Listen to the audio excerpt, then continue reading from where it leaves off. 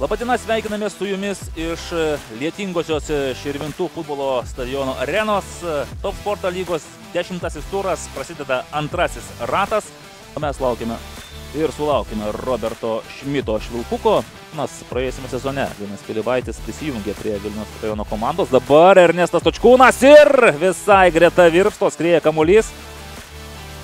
Smagiai iš dešinės pykštelėjo Ernestas Točkūnas, kurie nutėsė Transinvest ekipai pergalę, keliai pergalę, o dabar ir vėl Gustas Jarusevičius veržėsi, bet tai nėra išėjimas 1-1, labai neblogai jį palydėjo Transinvest futbolininkė ir Sergijus Melašenko.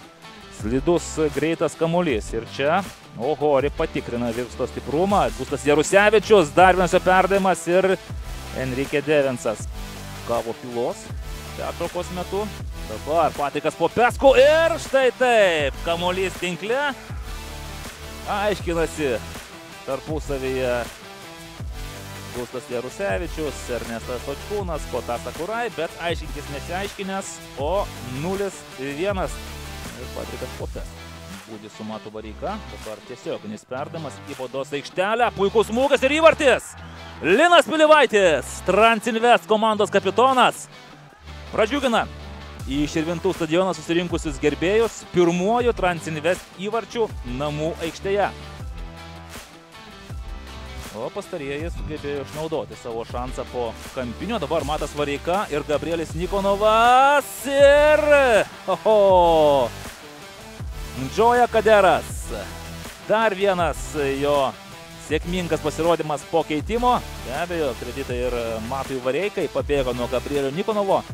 Na, netrodė toks smūgis, su kuriuo būtų neįmanoma susidaroti, tačiau Sergijus Melašenko nesugebėjo užtikrinti Transinvest futbolininkai. Klaudijus Upstas, dar vienas smūgis ir dabar jau kampinis. Bet vėliau sekė 3 iš eilės pralaimėjimai. Didžiosios su Panevėžiu ir dabar Misakis Sato ir Vincentas Šarkauskas. Užsiėmė gerą poziciją. Kajus Bička.